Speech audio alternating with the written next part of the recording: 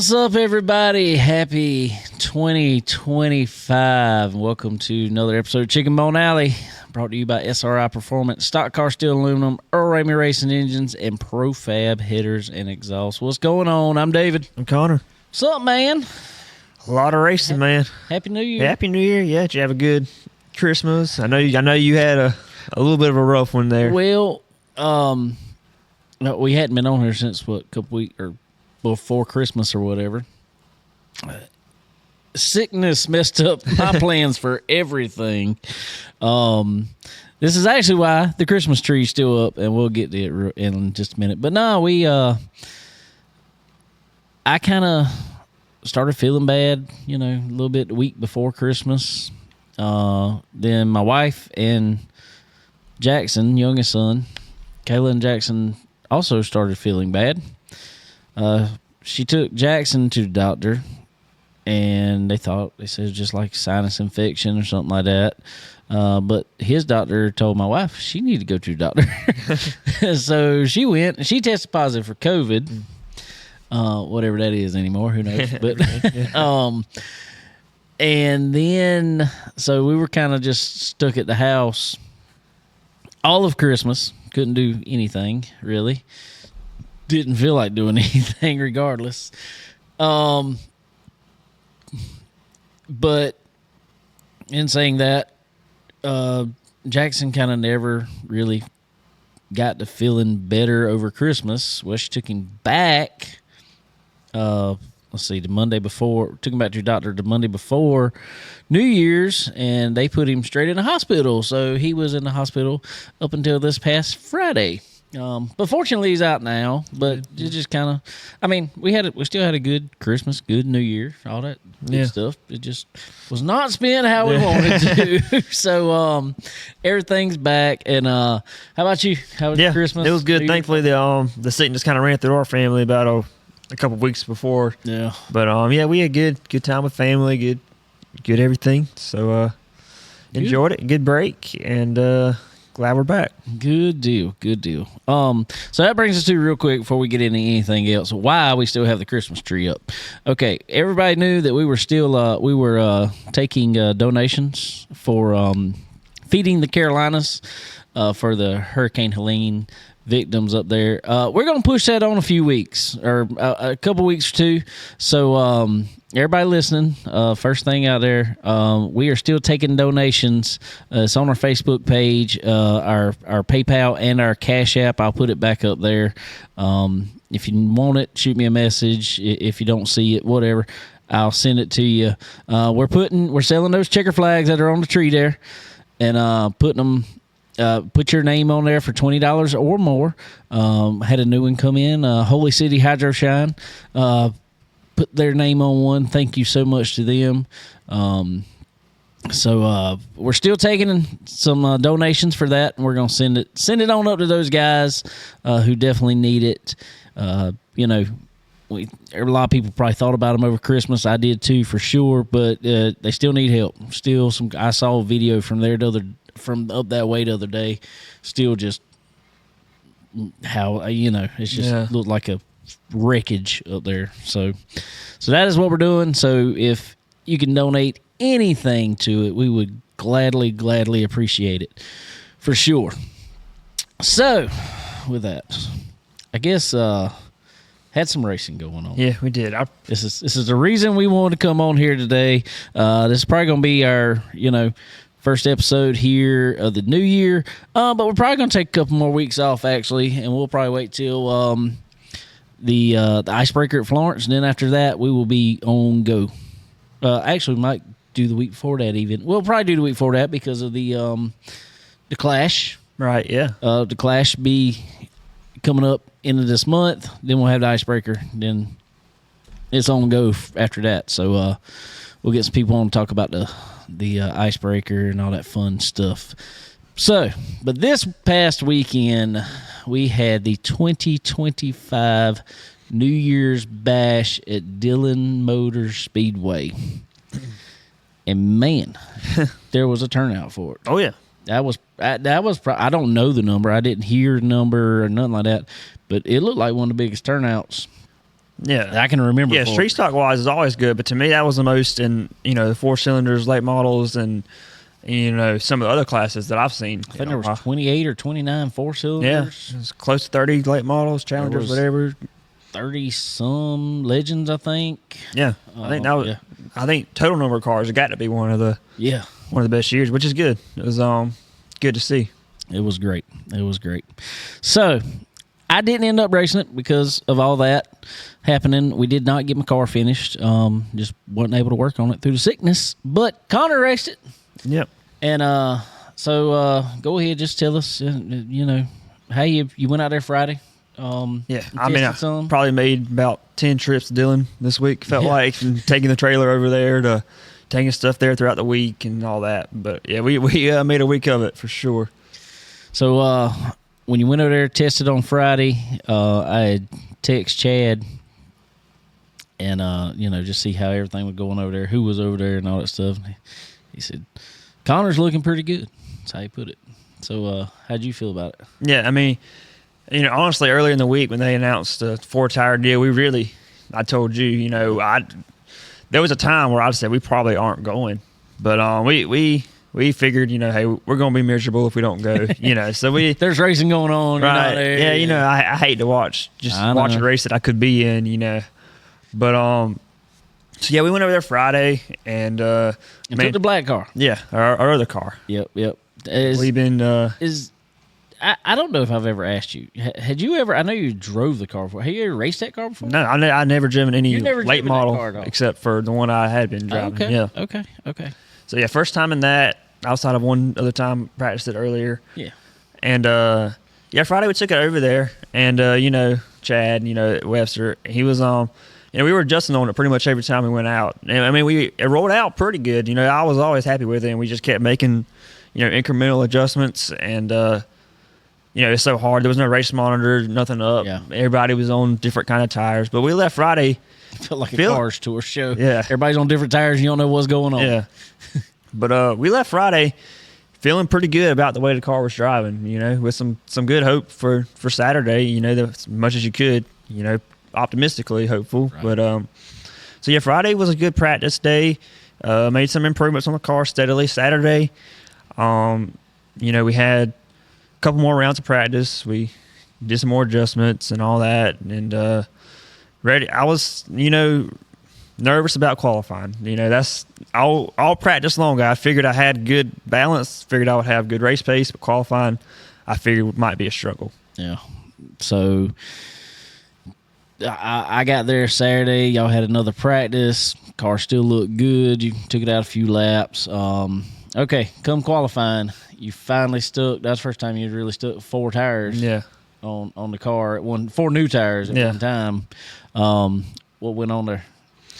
Yeah, I was nervous. That's the first time I'd ever driven on 4 new tires. For some reason, I just can't seem to qualify real good on new tires. But I just said, hey, we're going to try it. So I tried to bonsai the best I could, and felt like I hit 4 clean laps. Probably could have, felt each lap I pushed it a little harder, with the new tires, trying to find a limit. I feel like I wish I could have had more time. You were getting faster every lap. Yeah.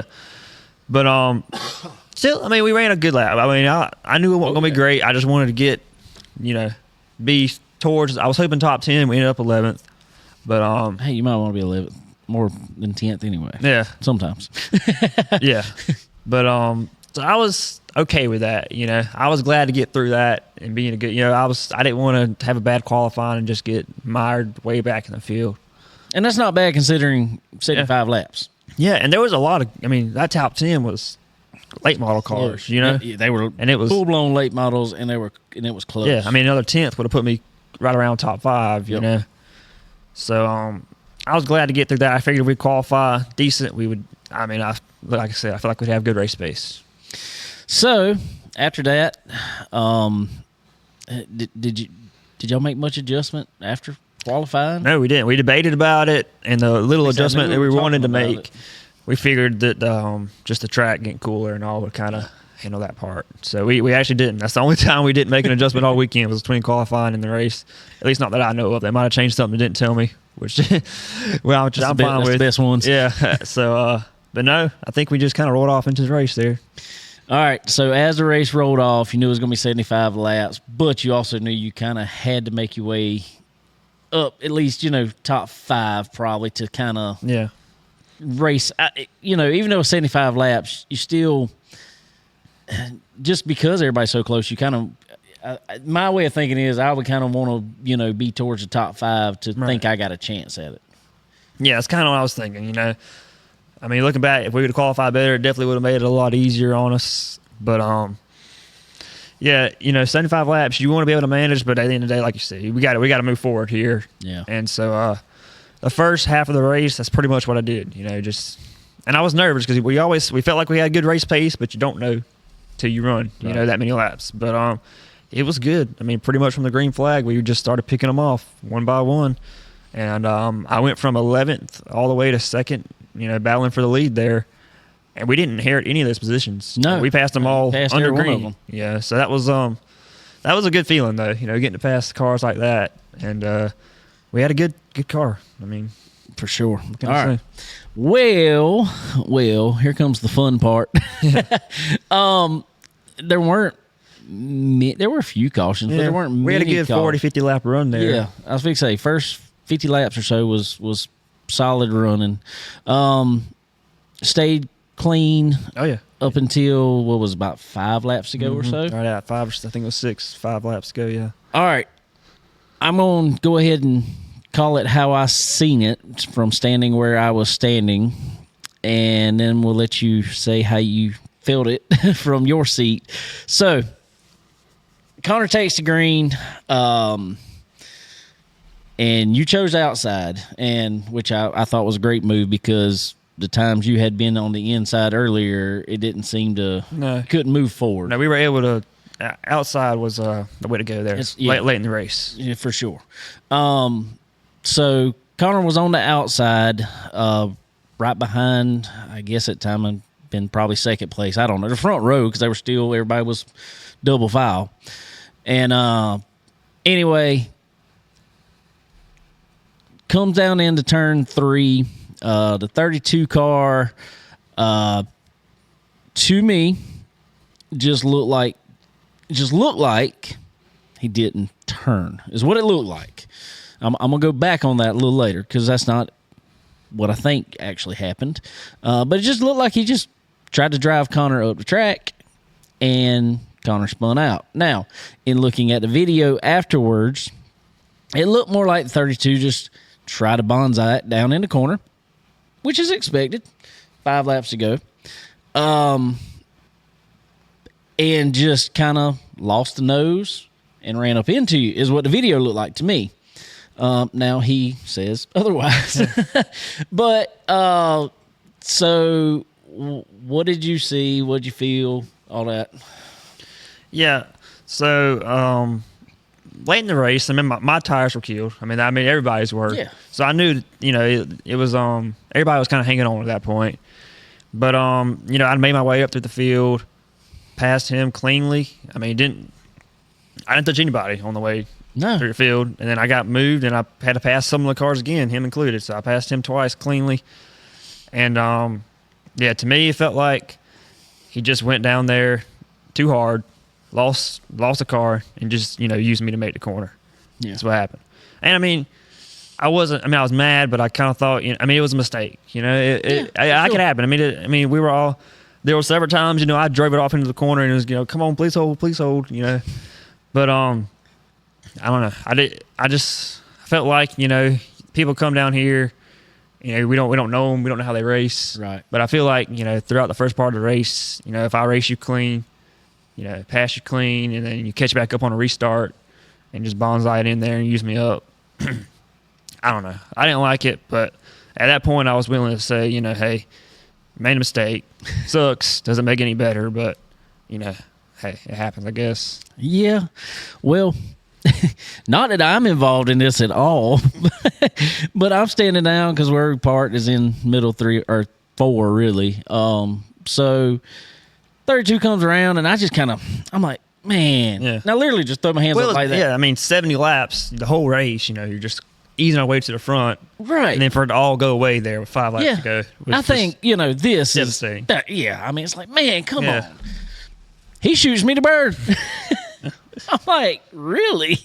I mean, that's where we're going here. I mean, like, I'm like, is he blaming Connor? At this point, I'm just like, he can't think that was Connor's fault. That he's shooting me the bird because I'm just, whatever.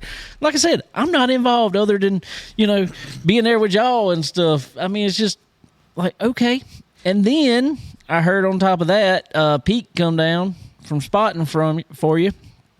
And he kind of had, Pete, kind of said something like, appreciate you spinning us out. Pretty much. I don't know exactly what he said, but he kind of cussed him out too. Yeah.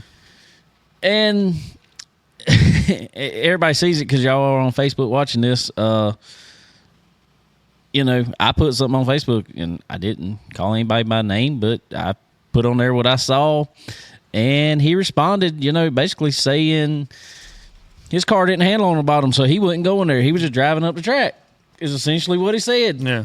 Dude, I'm going to tell you, maybe I'm not the best driver in the world by no means, but if that's your way of thinking, you're going to tear up a lot of race cars.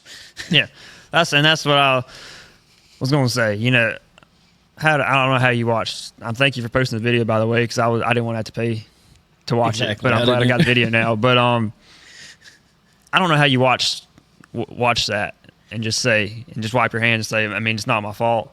I was just going where my car was best. I mean, if you think that way, me and you don't even think. We're not on the same wavelength there. And I don't know who else thinks that way.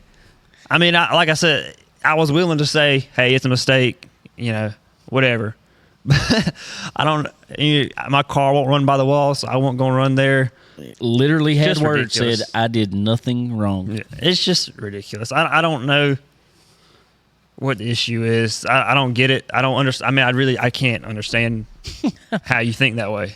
But yeah, I don't like to get on Facebook and argue with people, especially when I haven't talked to them face to face. Right. That usually leads to nowhere. But after reading some of the worst excuses I think I've ever heard, I couldn't help but say, that's fine. You had the best response ever. So it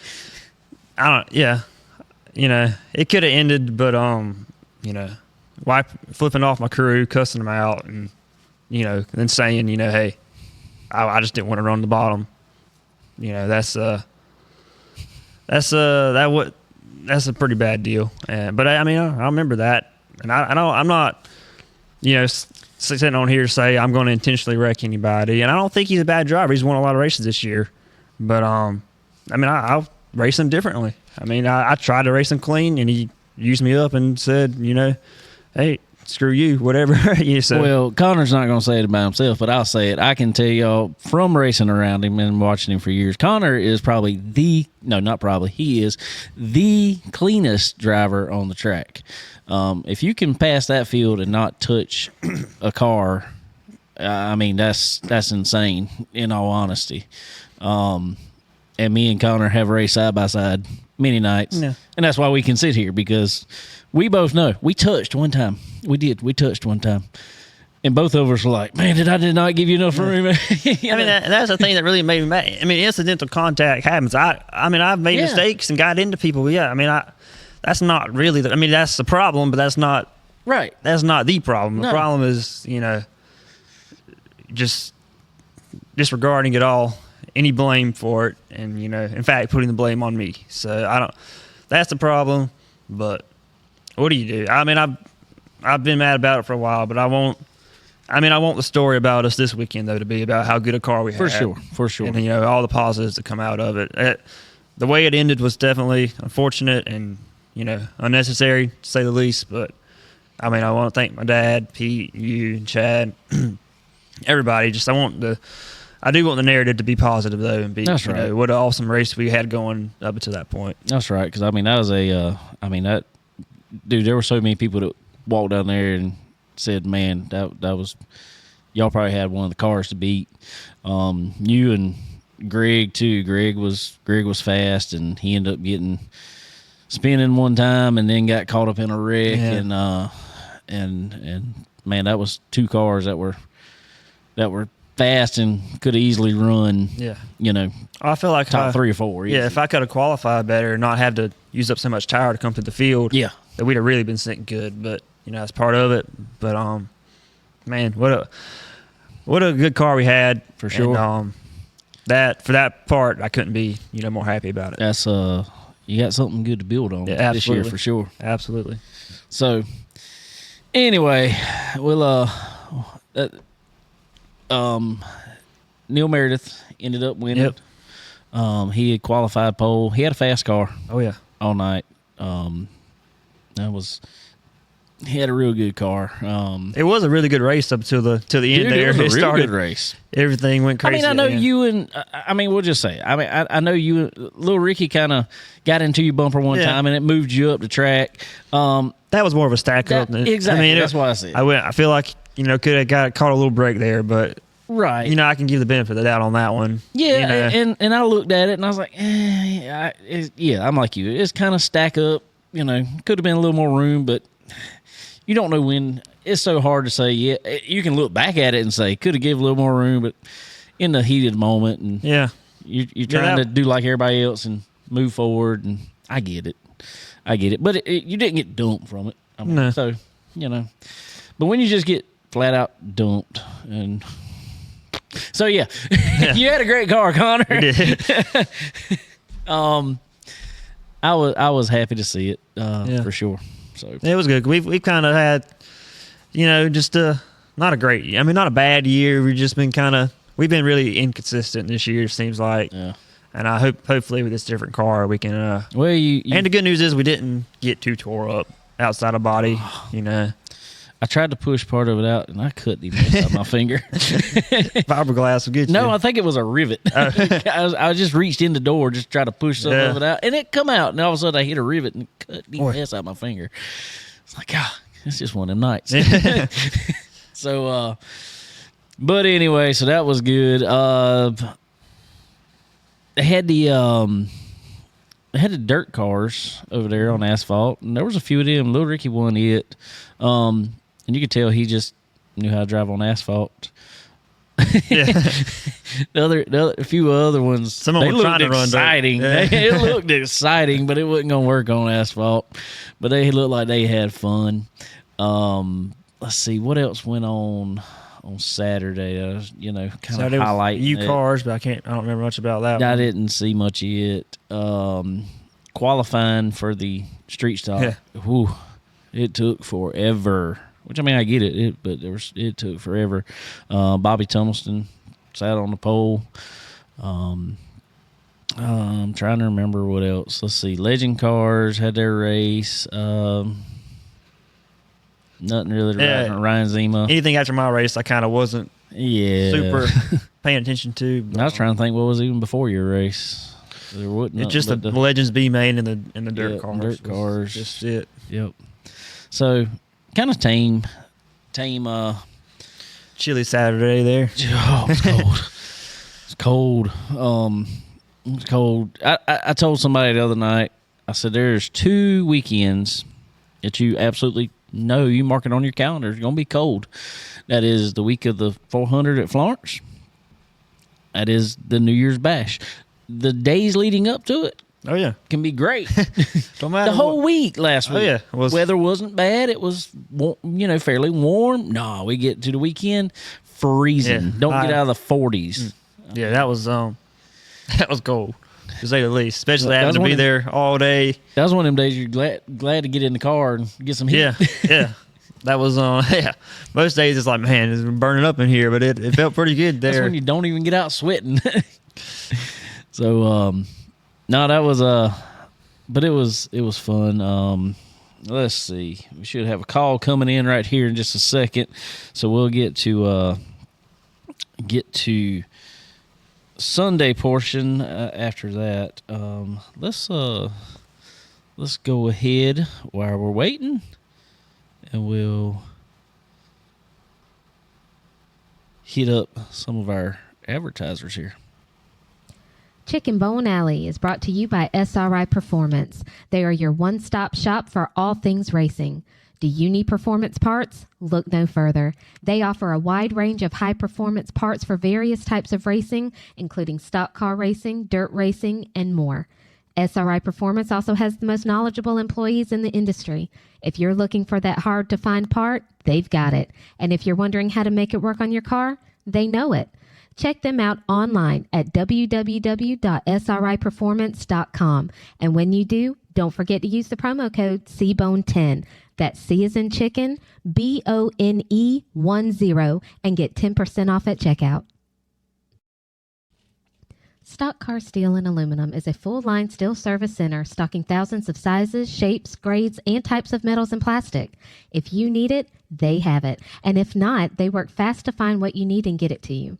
Stock Car Steel and Aluminum also has the ability to cut orders to your specifications as requested. Their dedicated team not only brings many years of experience to the table, but they are always ready and willing to lend a hand with anything you may need. Stock Car Steel and Aluminum. Your material needs are covered here. All right, ladies and gentlemen, we are back and going straight to the phone here for a lady that one of my favorite people in racing. She is in all the know of anything racing and a little bit of everything else. But one of the founders of the Cars Racing Show, Miss Kate Dillon. Kate, how's it going? It's going well. Thank you so much for having me on the show. Well, thank you for coming on. We greatly appreciate it. Great. How you been? How was the Christmas? How was New Year's? All that fun stuff. It's all good, I think I can feel a vibe, that we've got going on in racing that looks like 2020 is going to be a really great year. It sure is. It's going to be a really, really good year of racing. And there's so much cool stuff happening, and that's what we're about to see this coming weekend with all the cool stuff that always is there at the 2025 Cars Racing Show at the Hickory Metro Convention Center here on Friday and Saturday. Kate, I'm excited.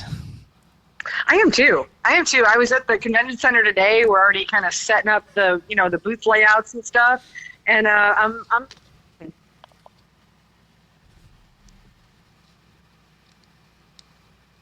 Uh-oh. Are you with us? There you go. I hear you now. Yeah.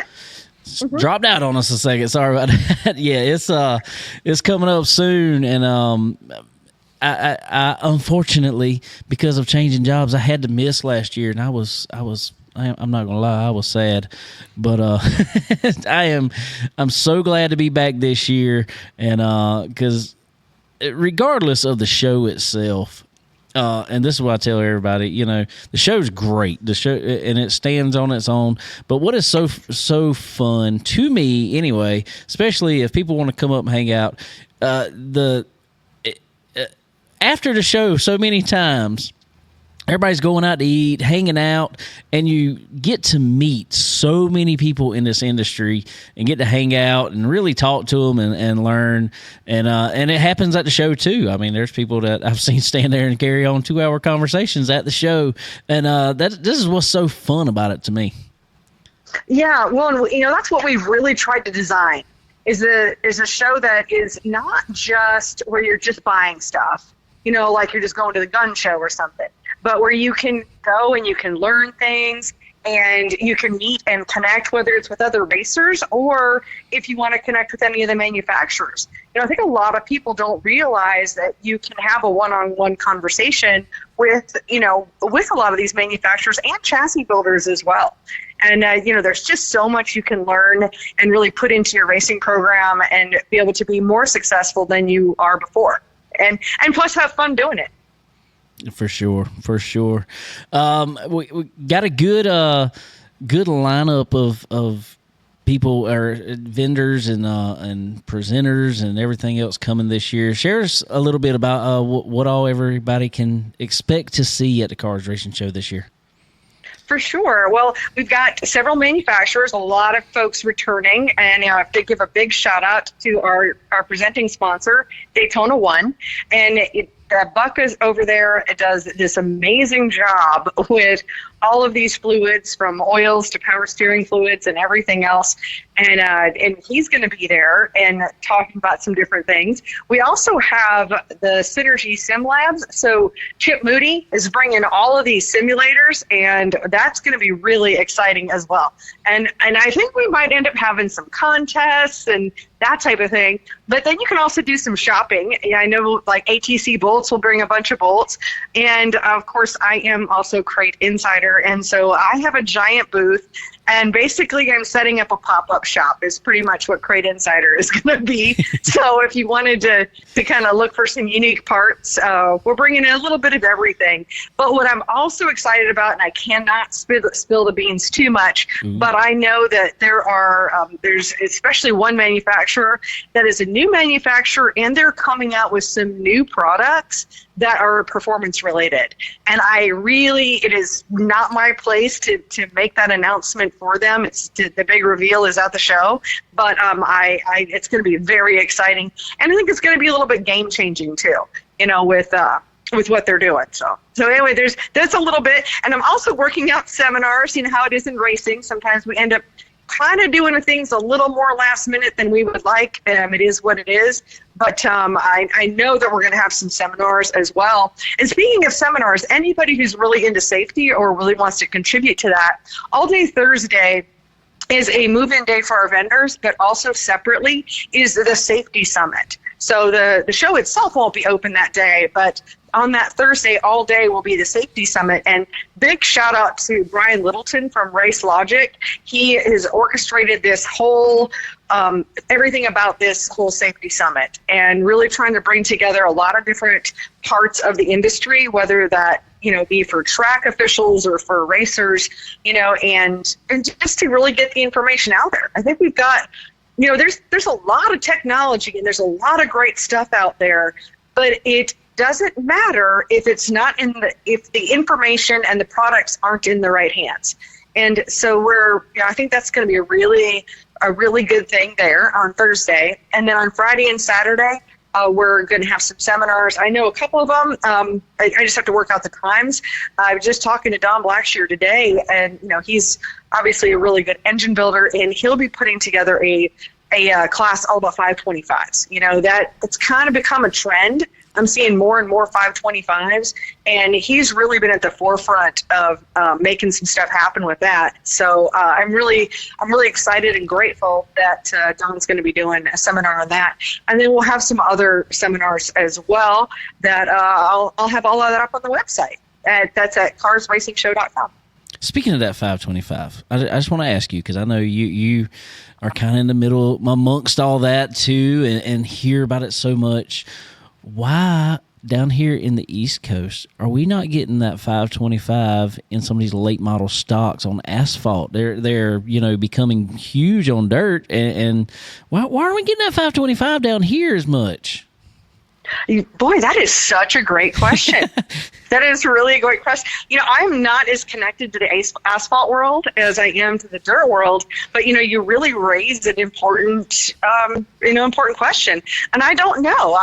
I haven't seen that. We definitely need to ask some folks about that. We do. I've been trying to push that. I love being connected with the dirt world, but I run asphalt myself, and Connor runs asphalt, and so I always look for a good engine that's going to last everybody a long time and not be crazy expensive, and I think that's the way to go. So I'm just throwing that out there. Well, I think that's a good thing, and really, it's to me. I don't know. I've been. Honestly, like 525 has been like my fool's gold, several times. Yep. So I started Crate Insider back in 2014. Right. So there's several times where I've been like, man, this is the year for 525s. Like, this is the year for 525. And I've been so wrong so many times. But, where we are in the racing world, where we are with, whether if you want to say inflation, and I'm not trying to bring up any drama, but right. When you look at all of the price points where we're at right now, and it's kind of like price point plus power. That's right. And then also, where can you race? And here in the Southeast, especially in the Carolinas, there are just fewer and fewer places where you can run a 604. And that's pretty challenging. And now the 604 is between the 525 and the 602. And so you probably, if you're doing a 604, if you run a 604, you probably don't want less power. You want a little bit more. So I don't know. I'm just finally getting the idea that I really do think that the 525 is really taking that leap forward. I think it is too. I didn't mean to go off on a tangent there, but I like it. I know you're highly connected there. And I'm gonna tell you, all connected. I'm gonna tell you there. You talk about the Crate Insider kind of pop-up store there. I search through there. I somehow end up always being, right across from y'all, as I will this time as well. You are. And we're both in a different part of the convention center, but we're still across from each other. That's right. But it's so good / bad for me because I sit there all day and look at all this stuff and I'm like, I want one of everything. Yeah. And I understand. There's so much stuff and there's stuff in there. I'm just, throwing this out there for all you guys coming, but Kate and her team bring so much stuff to the Crate Insider booth that there is things in there that you want that you didn't even know existed before you saw it, and you're like, that's the best idea ever. Why don't I already have that? And but not only the Crate Insider booth, but all the booths there. There's so much stuff, so many products that are so innovative and just and that make your life easier at a racetrack, because we all know you just want things to go easy at a racetrack. It makes life easier when things go easy at the racetrack. And there's so much stuff that people didn't even know that were out there that you can come to this show and you will find something that's going to help your race team. I don't care. I've seen it on the and I know Kate talks about more the dirt side she's connected with, but it shows not only dirt, is asphalt. It is just racing in general. Mm-hmm. You learn even drag racing. I don't care what side of motorsports you are on, there is something there for you. So you don't want to miss this show for sure. It is it's one of my favorite times a year, and for multiple reasons, not just to hang out, but to see all the new stuff that comes out. And I'm sitting there thinking of how I can apply it and to my racing, and I need somebody else's credit card when I go in there. Yeah, you need more sponsorship for the podcast. That's exactly what I need. or if you're on YouTube, we need some more subs. We can get some brand deals. There you go. Yeah. There you go. Coming from Miss Social Media herself. Oh, yeah, I do a couple of things. You are a busy woman, that is for sure.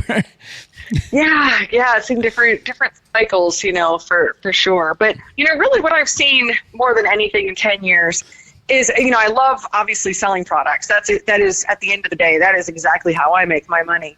But it's not just products; it's really information that puts you in the front row. That's really what it is. And so I am so grateful to be able to have great relationships with so many manufacturers and like also with Race Logic. Race Logic is from Brian Littleton, who's been doing that for about 30 years, where he organizes these classes. And so I got involved with that several years ago, and I go and film those. And again, I know we're talking about cars, but it is just, all of it is connected. And, and I'm really glad, like with the racing show also, we do have some different cars, like Valor Oil, which is, Renegade Fuels. They're bringing a dragster as well as a sprint car. So that's pretty cool. And we also have I don't know if they're quarter midgets or mini sprints. I'm not really sure. I saw the pictures. I apologize for that. I should know better. But we've got some cars like that are going to be there too. And there's going to be a couple of a few late models. Yep. It's a lot of cool things to see for sure. There will be some bandoleros in the Profab booth. Yes. Oh yeah. In Andy's booth and the Profab booth, I saw that. So that's exciting too. Well, and because what we really love is it's been a goal of mine for a while Mine and my brother. So I need to give a shout out to Jimmy Schultz, is my brother. He's the one who is, his company is Dirt Wrap. Yep. So he does the wraps for a lot of these race cars. And he is my fellow organizer. So we work on all this stuff together. We're 50-50 on the shows and on work, the workload and everything else. So he's really brilliant when it comes to the logistics. And of course, he was a racer too. He's been a racer, and that is helpful. So, yeah, I'm not sure where I was going with all that, but I want to give a shout out to my more brother. information. That's all we need. Yeah. It's always, it's going to be a big week. Last week we were in my shop. We were reshelving all of our products, and we're trying to put labels on them, and all the things to get ready for the show. And then today I'm already at the convention center setting the booth up, and then trying to make all these last minute arrangements and everything. And just to let everybody know, I know Kate was on Facebook earlier. The weather, it may be a little cool. It may be a little cool. We may see a flake or two, but it's not going to be freezing. There's not going to be ice on the roads. So come on out. It's going to be great. The heat works great in the Hickory Metro Convention Center. Yeah, I think a lot of people get confused.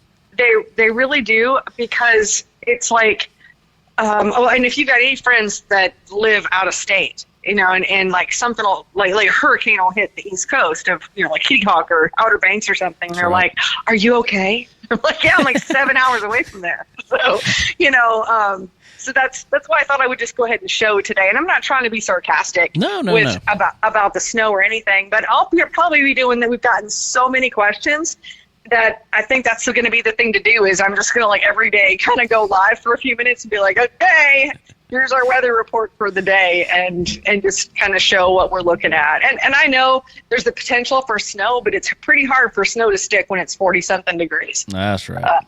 Yeah. I grew up in Minnesota and Iowa, so, I could do the whole, like, ask me how I know. We'll just all follow Kate down the road. She knows how to drive on it. It's okay. Yeah, this is the first, I just bought a new car, and this is the first time in my life I've actually had an all-wheel drive car. Oh, wow. I never have before. never had four-wheel drive, none of that. Front-wheel drive maybe, but yeah. Nice. Tell you, it's just kind of a random thing. It has nothing to do with the shows. But when I was growing up in Minnesota, you didn't want to have your good car, on the snow and ice, because then you get all the salt on it and ruin your paint job.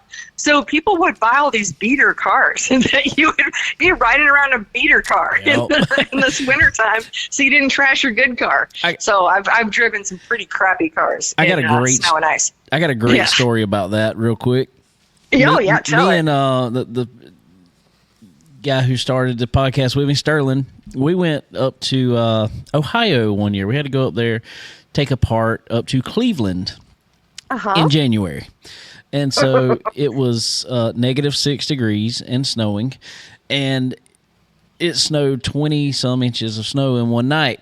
Well, we're going down the road up there, and there's some ice, there's snow, there's all kind of nastiness. And we pull up to a stoplight, and we're coming up to it, and we see this car. He's kind of sitting there, and it's an old beater, like you said, and he's in there spinning tires. Yep. Well, this other beater is coming down the road behind him, and he just comes up to the light, gives him a casual little bump, and they both just keep on going. I'm like, y'all people know how to work this around here. Oh, yeah, and I'd have, like, the studded tires. That would be the fun thing. I'd have stud tires. Oh, man. Great. Yeah, no chains. I mean, chains, the only time I saw chains really was going over the pass, Donner Pass in California one time. And there was like, if you were to pour a little bit of powdered sugar, on the sidewalk, that's what it looked like for snow. But they made you put chains on. It's like, okay. See us down here in Florence, South Carolina, we hear the word snow, we just shut down. Yeah. Well, I hear. So normally I live in Rutherfordton, and I've already heard that there's no eggs. So no eggs. So eggs are expensive for one thing, but then also they're completely sold out. So eggs, bread, and milk. We can have egg and milk sandwiches. No, you know what it is. But I swear there are people out there having French toast parties. And there ain't none of them inviting me. I like that, but I don't see the syrup being sold out. No, but I think that's something that can like last in the refrigerator. You know, that you can just have that in the cupboard. Right. You can just kind of have it, you know. So great. All right, Kate. One more thing off topic. You got your because somehow we always end up at some karaoke somewhere while we're there. So you got your karaoke song ready for the weekend? You know, I don't yet, but you know, I can make that happen. I don't know. Maybe you need to bring your karaoke set up and we'll just start karaokeing, and we can do it. We'll just do it at the middle of the show. We'll do it. we could do that. We could do that. Well, and we're also doing something a little different this year too. So we picked a conference hotel. So we've got the Courtyard by Marriott, which is right next to the convention center. Yep. And the reason I picked that one is because the whole bottom level, it has all these sofas and like this bar area. And I think that's going to be, if anybody's looking for the after party, that's going to be the place to be, is the Courtyard by Marriott. Well, it's right next to the convention center. I've already got my room booked there, so I just have to bring the guitar. That might be what I have to bring. There we go. Yes, the answer to that is yes. And you know what? There's even like, it's funny, they call it the Courtyard by Marriott, but like outside there's, I don't know if they've got actual fire pits, but like there's like outside seating, and oh yeah, we could totally have a great time. Bring your guitar for sure. We'll do it. I've seen you play. I mean, we went from like, oh man, this guy has like the best playlist ever and a cool podcast to like, holy shit, we can sing too and play music, you know? Yeah, I'd love to have you. That'd be great. That's that jack of all trades, master of absolutely zero thing, you know. Oh, I don't know anything about that. See, you figured out how to master them all, though. I haven't, so it's okay. Oh my goodness, no.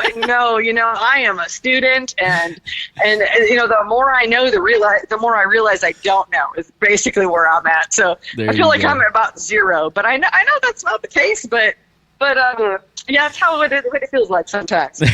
I hear you. Well, Kate, it's been great, and thank you so much for coming on and hanging out with us. And like I said, I am so excited to get to the show this weekend. Ladies and gentlemen, one more time, January 10th and 11th, this Friday and Saturday, the Cars Racing Show 2025 edition at the Hickory Metro Convention Center. They're in Hickory, North Carolina. So y'all come on out. And like I said, Kate, thank you so much for hanging out with us, and thank you for inviting me one more time. Of course, absolutely. We'll see you this weekend. See you this weekend. Have a good one, Kate. All right. Thanks. Bye-bye. Bye. All right, everybody. Miss Kate Dillon there, the Cars Racing Show there in Hickory, North Carolina. Come on out. You'll have a great time for sure. My dad said I need to take Connor with me. He said something about maybe not being able to go. You want to go this weekend? Come on. All right. Come on. We'll go. You'll have a blast. But anyway, yep. So y'all come on out for sure. And one of my friends, I think, a couple of friends I know we'll see there. Want to give them a shout out here on the show as always. Profab Headers and Exhaust. Profab Headers and Exhaust, ladies and gentlemen, they are quality that wins. That is for sure. I actually talked to Andy today, so y'all go check out Profab Headers and Exhaust. They are. I don't care what kind of application you got. If it's anywhere from crate, I say crate, and I'm talking about all this racing stuff, but I don't even care if it's non-racing. They have everything for any kind of car you got, and they can custom build if you need to. So go check out Profab Headers and Exhaust. Also, Earl Ramey Racing Engines, ladies and gentlemen. Earl Ramey Racing Engines. He's got everything you need from the crate stuff to super motors to I've seen some cool stuff coming up. We'll say NASCAR wise. That he's been in the NASCAR business many times and knows what's going on there. So we just got a a donation to the tree. Let's see who it is here. It says Debbie Godwin. Debbie, thank you so much for your donation. We greatly appreciate that. We'll have to write the name on the tree here in just a few minutes. But yeah, Earl Raymond Racing Engines hook you up, for sure. I want to go back here real quick. We had a comment. We were talking about Dillon Motor Speedway, and they had the dirt cars on asphalt over here. Who said this? Did you see a name, Connor? Or was this Debbie? Overhead. Yep.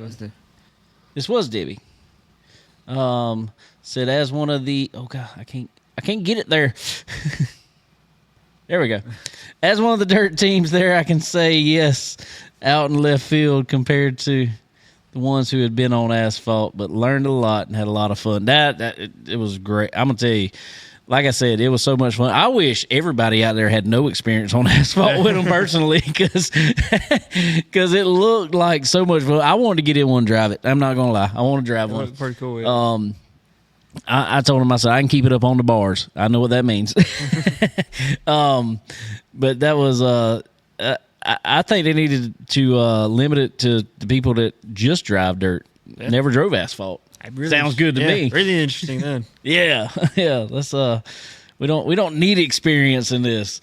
Sometimes experience messes you all up. Nah, I'm there for the show. So yeah. But anyway, so let's get back to Dillon real quick here. Connor, that pretty much we summed up Saturday night. Sunday, man, whew, I thought I got there and I was like, there should be less cars there. No, I felt like it was just as packed Sunday. But good crowd. Oh, yeah. Showed up to sit in the cold.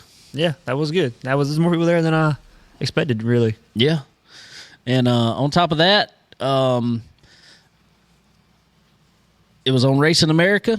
Looked like there was obviously some good views from it. It's probably always, for what we always know is going to be one of the best shows to watch on at Dillon Motor Speedway with the New Year's Bash. Let's start at the...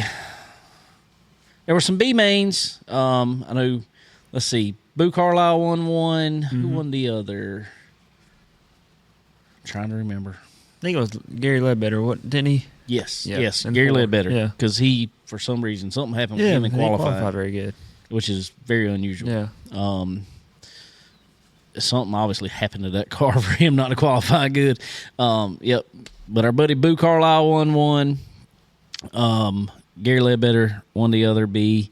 And right after that, come up the mini stocks. And woo! And a lot of them. There was, like I said, I think somebody said there was 28 or 29. Had to be, yeah, at least. And they started all of them. There was some excitement in it, to say the least. We had, and they mix now. Used to, mini stocks were pretty much all Mustangs. I mean, it's pretty much what it used to be. Rear wheel drive cars. There's about as many body styles as there was cars out there. There's some of them that you look at and you're like, I don't think that's a real car. But there's also front wheel drive out there now, as along with rear wheel drive, and that's fine. But what is different about that? And I've realized this just watching. I've never drove a mini stock other than on iRacing, and it's rear wheel drive. Never drove a front wheel drive one for sure. But the line that they run is a little different. Looking at it, looks. I used to hate the front wheel drive cars when I drove mini stocks, quite frankly, because they would fly down the straightaway, and then not be as fast in the corner. So they would, a good one could be very, very difficult to beat, very difficult to pass. But it makes some interesting races for sure. Well, it did. It did. I just know, and I don't know his name. I'd call his name out if I knew it. There was number 12 car, a little Honda Prelude, I think. And that thing, he could not take off. He could not start. I don't know what was wrong. I don't know if he had a transmission issue or a clutch issue. It might have been stuck in fourth gear, and that was just the gear he had.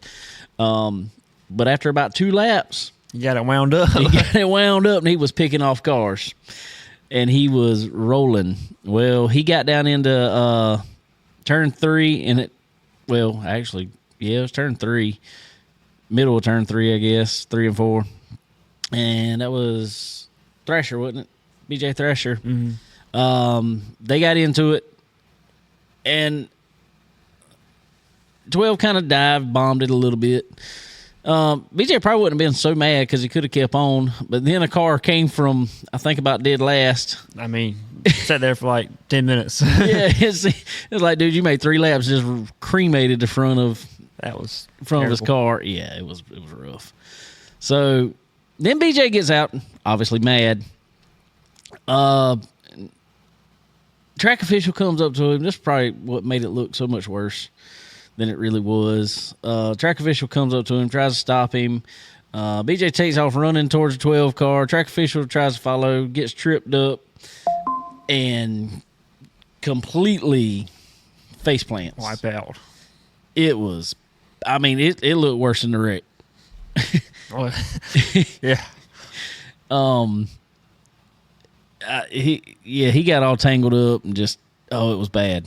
He fell on his face, on his head. I mean, just had a big old scrape on his forehead. It might have knocked him out for a few seconds. I think it did. I think it did too. And I mean, fortunately, he got up. He got up, popped up. Then about 5 seconds after he popped up, he realized, I need to sit down. I don't blame him. He needed to. Fortunately, I think everything was okay other than scraping, probably bruised, and a badly bruised ego after 100,000 people watch you on Racing America wipe out. So that'd be terrible. Yeah, that'd be the worst part.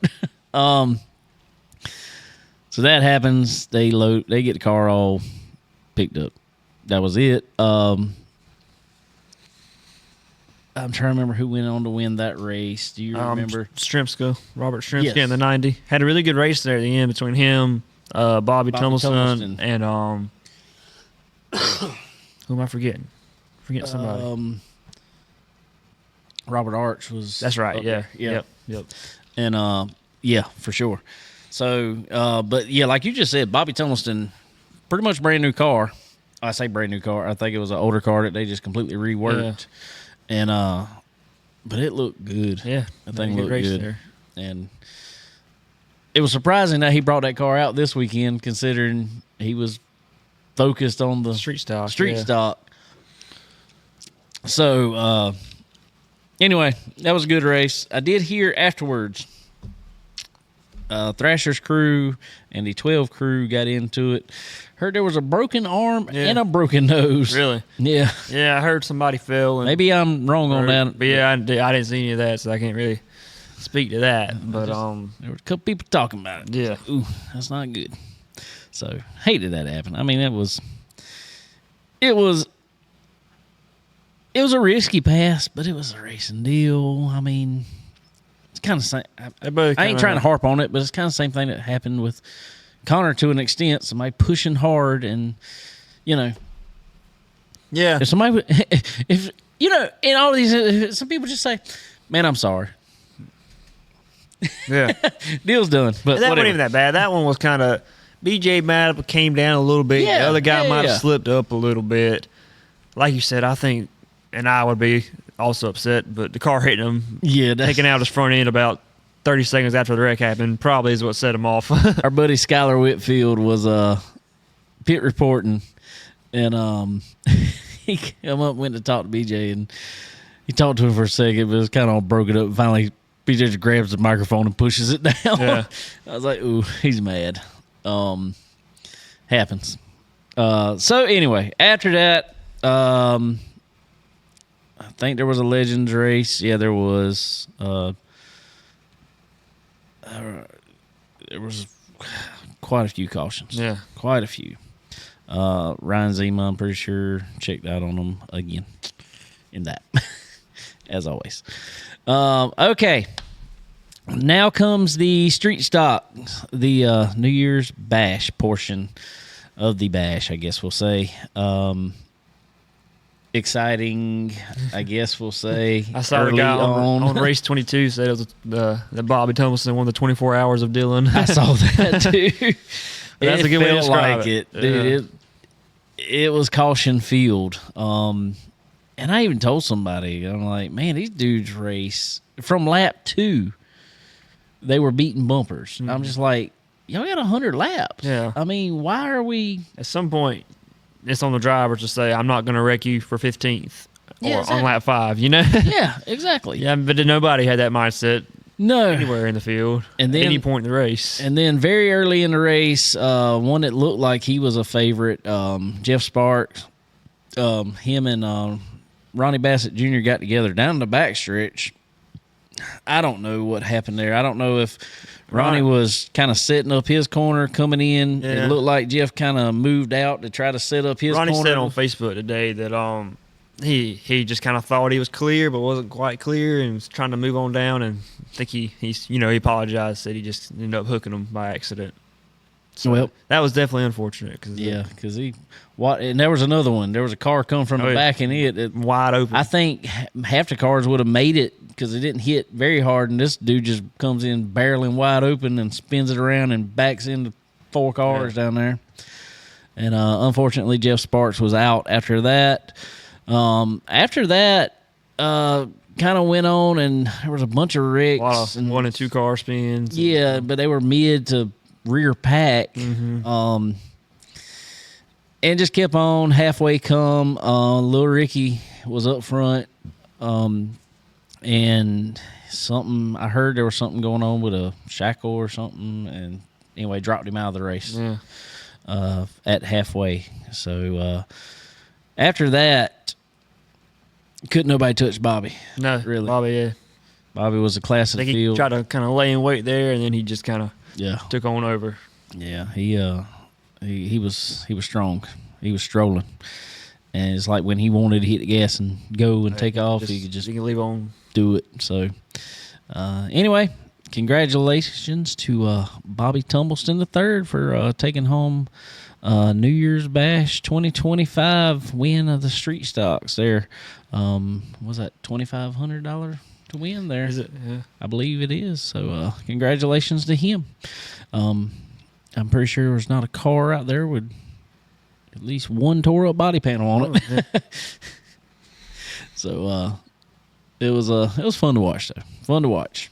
Real quick, ladies and gentlemen, I want to thank our good friends over at Dixie Made right here in Florence, South Carolina. Go check out Dixie Made right over here by the flea market. They got everything you need, head to toe, to make you look good. So go check out Dixie Made right over here in Florence. You can't beat it. RevMax Racing Apparel, guys. Connor's got him a suit from him. I got me a suit from him, and gloves, all that fun stuff. And man, it all looks good. So go check out RevMax Racing Apparel and see if they will hook you up. Great designs. Also, Fresh Chef, ladies and gentlemen, Fresh Chef in the Ray City area. There was one right up in Conover, which is by Hickory. I may end up there one night because I'm going to tell you, that's some good food. Yeah. So go head up to Fresh Chef and they check out their daily drinking food specials and get anything on the menu because it's all good, really good. So y'all go check them out. Also, MPM Marketing, www.marketwithmpm. They Tanya knows her stuff over there to get you in the game of this branding yourself. So go check out marketwithmpm.com and get started today on your journey to just being able to sell your brand. Go check her out. All right. Also, like Skylar Whitfield, www.SkylarWhitfield.live. Yeah. .live. SkylarWhitfield.live. I don't know why I couldn't get that out. Y'all go check him out. Got some awesome music, as always. Go check out his upcoming shows. all that fun stuff. Like I said, www.skylarwhitfield.live. You check him out. He's anywhere from singing to pit road reporting, just singing national anthem, a little bit of anything. Go check him out. All right, so I guess that's about all we had this week. It was a lot. But, it was a lot. There was the Tulsa shootout went on. There was the Larson and Bell, and I don't know.